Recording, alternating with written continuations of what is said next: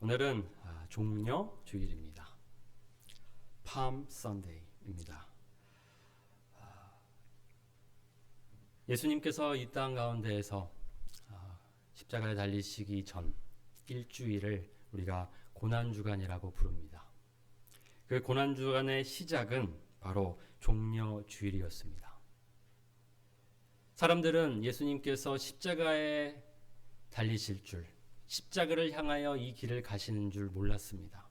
그저 당장 예수님께서 우리의 왕으로 이 로마를 정복하고 우리에게 구원을 주실 거라고 생각하면서 이렇게 환호했습니다. 호산나 찬송하리로다. 주의 이름으로 오시는 이 곧 이스라엘의 왕이시여. 그 찬양은 맞습니다. 예수님은 우리의 왕으로 오셨습니다. 그러나 예수님께서는 우리가 기대했던 것과 다르게 죽음으로써 겸손의 왕으로서 오셨습니다. 오늘은 바로 그 마지막 한 주간에 있었던 사건들 중에 가장 하이라이트라고 할 수 있는, 가장 중요한 사건이라고 할 수 있는 한 가지 사건을 우리가 함께 살펴보고 또 그 의미들을 우리가 마음에 새기면서 또 오늘의 성찬식을 맞이하면 좋겠습니다. 바로 그 사건은 제자들과 보냈던 마지막 만찬입니다. 예수님께서 제자들과 마지막으로 돌아가시기 전날에 식사를 하셨습니다. 그 식사는 유월절 만찬이었습니다. 제자들은 그것이 마지막인 줄 몰랐지만 예수님은 아셨습니다. 그것이 마지막으로 제자들과 함께 보낼 유월절 만찬이었다는 것을. 그래서 그 시간에 예수님께서는 아주 특별한 말씀들을 하십니다. 그래서 우리가 그 말씀들을 기억하고 그 날에 행하신 일들을 함께 우리가 재현하고 기념하면서 오늘을 보내면 좋겠습니다. 마지막 만찬 일대에 예수님께서 하신 말씀입니다. 예수님은 이 유월절 만찬을 보내기를 간절히 원하셨습니다. 내가 고난을 받기 전에 너희와 함께 이 유월절 먹기를 원하였노라. 그 마지막 유월절 만찬은 바로 예수님께서 그토록 원하셨던 시간이었습니다. 왜 그렇게 원하셨냐면 그날이 지나고 이제 유월절에 십자가에 달려 돌아가시면 예수님께서 구원을 완성하시기 때문입니다. 우리에게 주시고 싶은 선물이 바로 구원인데 이제 내가 너희들에게 구원의 선물을 줄 수 있으니 기쁘다. 나는 이 날을 기다렸다. 제자들은 이것이 그런 의미인 줄 몰랐지만 당시에 예수님에게 이 마지막 만찬은 그와 같은 의미였습니다. 예수님은 바로 이 날을 위하여 지금까지 달려오셨습니다. 걸어오셨습니다. 예수님이 얼마나 우리를 사랑하시고 얼마나 우리를 구원하기를 원하셨는지를 이 말씀 속에서 우리는 느낄 수 있습니다. 내가 이 날을 기다렸다. 내가 고난을 받을 날이지만, 내가 죽을 날이지만 나는 나의 죽음으로 너희들이 구원을 받을 수 있기에 이 날을 기다렸다라고 말씀하십니다. 그러면서 이 유월절이 하나님의 나라에서 이루기까지 다시 먹지 아니하리라 이렇게 말씀하십니다. 내가 무엇 하기까지 다시 먹지 아니하리라 이 표현은요, 당시에 어떤 맹세를 할 때 쓰는 표현입니다. 내가 어떤 일이 이루어질 때까지는 먹지 않겠습니다. 그것은 꼭 내가 그 일을 이루겠다라는 뜻입니다. 예수님께서는 이 유월절, 당시 이스라엘 백성들에게 이 유월절은 출애굽을 기념하는 날이었습니다. 그러나 예수님에게 이 유월절은 새로운 유월절입니다. 출애굽 그리고 구약의 유월절은 다 그림자였습니다. 예수님께서 이루실 이 진짜 유월절이 바로 이제 예수님께서 완성하실 날이 될 것입니다. 그래서 예수님께서는 이 유월절을 내가 이룰 것이다. 새로운 유월절을 완성하실 것이다 라고 말씀하십니다. 그래서 앞으로 있을 일에 대해서 예수님은 이렇게 암시하고 계십니다. 유월절의 어린 양이 되셔서 그 피로 우리를 구원해 주실 것을 이렇게 미리 말씀하십니다. 그러면서 예수님께서는 이제 제자들과 함께 특별한 시간을 보내게 됩니다. 유월절 만찬에 하는 의식하고 비슷한 것 같은데 완전히 새로운 그러한 의식이었습니다. 유월절 만찬에서도 떡과 잔을 통해서 하나님께서 구원하신 그 출애굽을 기념합니다. 그러나 완전히 새롭게 예수님께서는 이 유월절을 정의하시면서 떡의 의미 그리고 잔의 의미를 선언하십니다. 떡을 가져 감사기도 하시고 떼어 그들에게 주시며 이르시되 이것은 너희를 위하여 주는 내 몸이라. 당시 유월절 만찬의 떡이라는 것은 고난의 떡이었습니다. 그들이 이 광야 가운데에서 먹었던 만나였습니다. 그런데 지금 예수님께서는 그 떡의 의미를 완전히 새롭게 정의하고 계십니다. 이 떡은 고난의 떡이 아니라 너희를 위하여 주는 내 몸이다. 의식의 형태는 유월절하고 비슷했는데 내용은 완전히 달랐습니다. 예수님은 갑자기 이 떡을 자신의 몸이라고 말씀하셨습니다. 그러면서 너희가 이를 행하여 나를 기념하라고 나중을 위해서 미리 말씀하셨습니다. 나중에도 너희들이 이러한 의식을 행하고 행할 때마다 나를 기념하라고 말씀하십니다. 그리고 저녁 먹은 후에는 이제 잔을 들어서 똑같이 축사하시고 이 잔의 의미를 새롭게 정의하십니다. 이 잔은 내 피로 세우는 새 언약이니 곧 너희를 위하여 붓는 것이라. 이전에는 한 번도 이런 잔의 의미를 들어본 적이 없습니다. 그러나 예수님께서는 지금 마시게 될 그 포도주가 그 잔이 내가 너희를 위하여 흘린 나의 피라고 말씀하십니다. 그리고 그 피를 받아 마시라고 하십니다. 예수님께서 명령하신 예식은 두 가지입니다. 세례식 그리고 성찬식입니다. 얼마나 중요한지 예수님께서는 그것을 행하라고 세례를 베풀라고 말씀하셨고 또 때마다 자주 성찬을 하라고 성찬식을 하라고 말씀하십니다. 얼마나 중요했기에 예수님께서 그렇게 강조하셨겠습니까? 할 수만 있다면 우리도 자주 하면 좋겠습니다. 특별한 날에만 하는 것이 아니고 그런데 우리가 또 이 성찬식이 자주 시행이 되면 이 소중함을 또 잃어버리는 것 같습니다. 그래서 의미를 우리가 가득 담아서 이렇게 중요한 날에만 지금 드리고 있는데요. 오늘 바로 그 성찬식이 있을 것입니다. 성찬의 의미를 여러분들이 잘 이해하시고 참여하시기 바랍니다. 우리가 먹게 될 떡은 예수님의 몸입니다. 우리가 받을 잔은 예수님의 피입니다.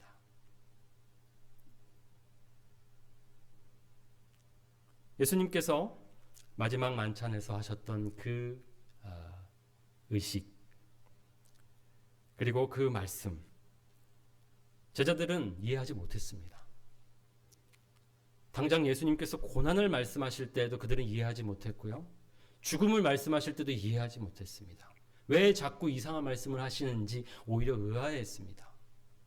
오히려 그들의 관심은 이제 곧 예수님이 왕이 되실 텐데 누가 예수님의 옆자리에 앉을 것인가 그런 걸 가지고서 싸우고 있었습니다.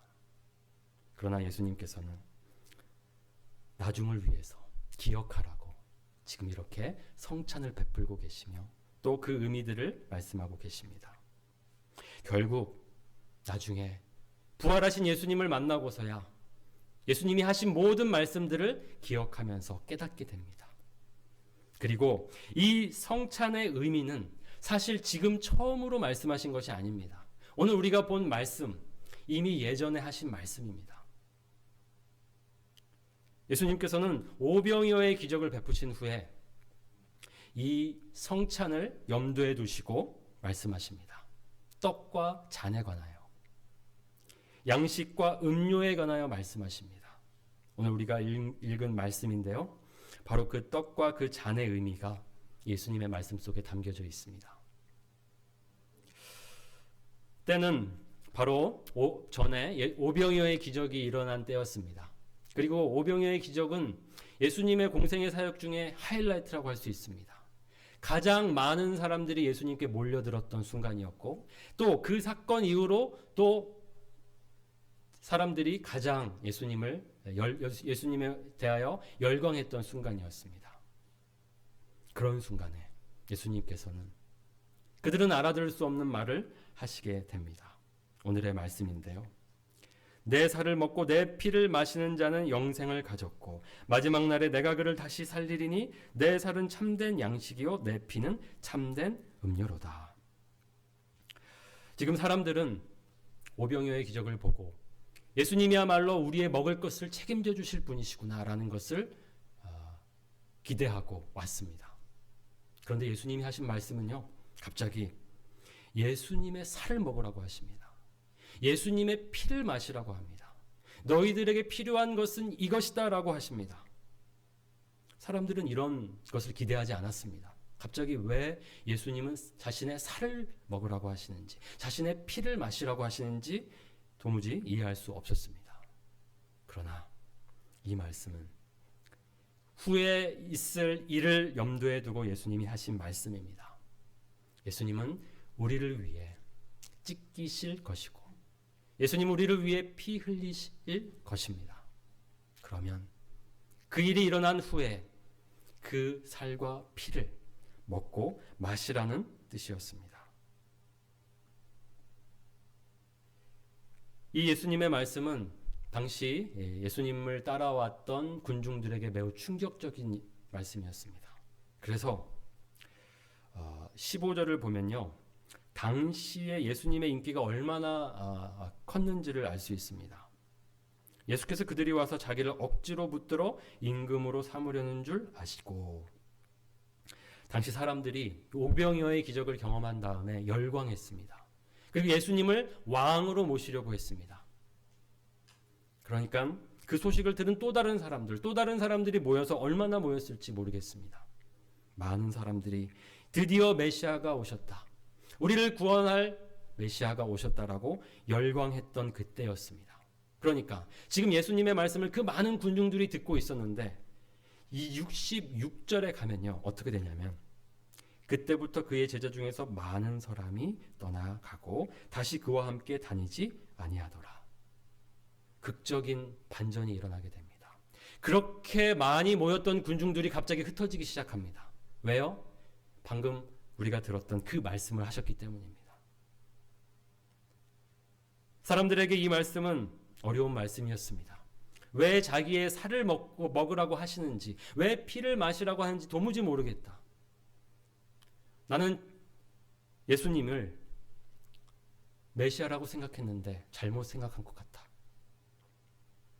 아무래도 아닌 것 같다 라고 하면서 사람들은 자신의 생각을 바꾸고 예수님을 떠나게 됩니다.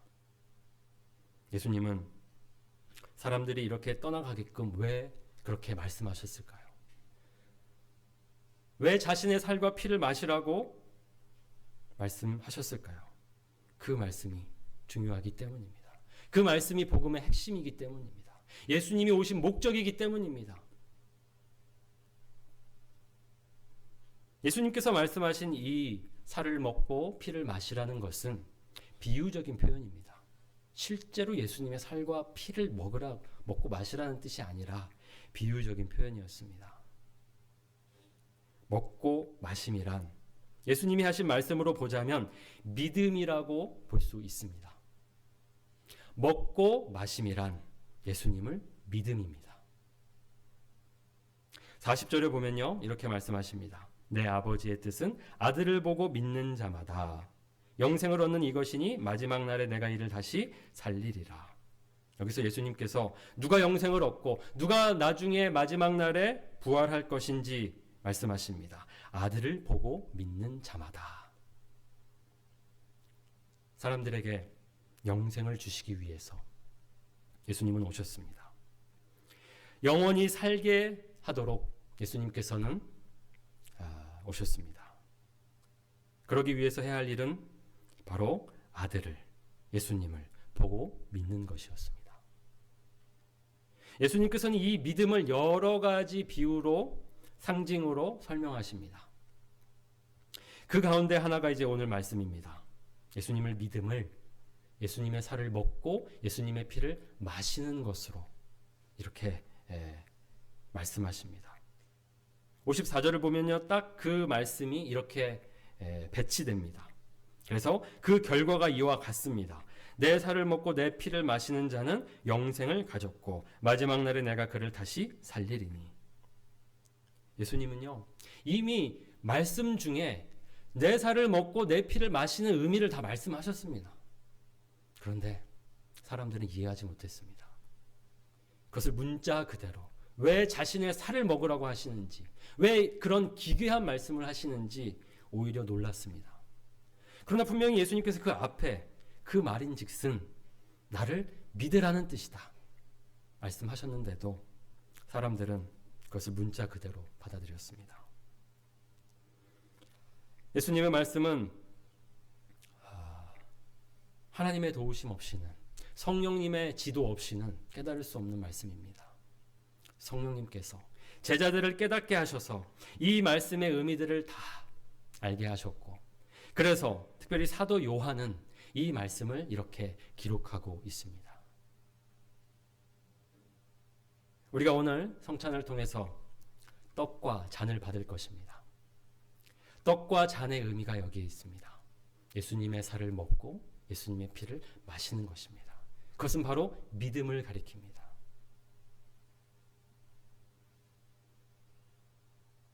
예수님께서는 지금 자신의 살을 먹고 자신의 피를 마시라고 하십니다. 이것을 초대라고 부를 수 있습니다. 우리를 초대하고 계십니다. 나를 믿으라. 그러면요, 예라고 응답해야 합니다. 그래서 실제로 예라고 응답하는 사람만이 이 성찬에 참여할 수 있습니다.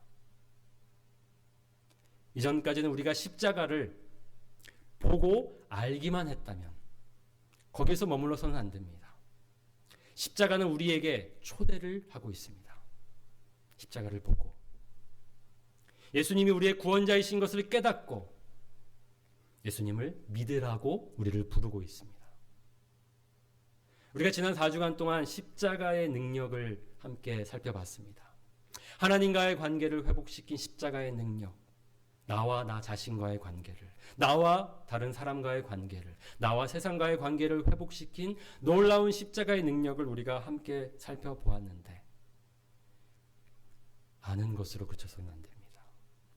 이전까지 우리가 십자가를 보기만 하고 알기만 했다면 이제는 우리의 응답, 반응이 필요합니다.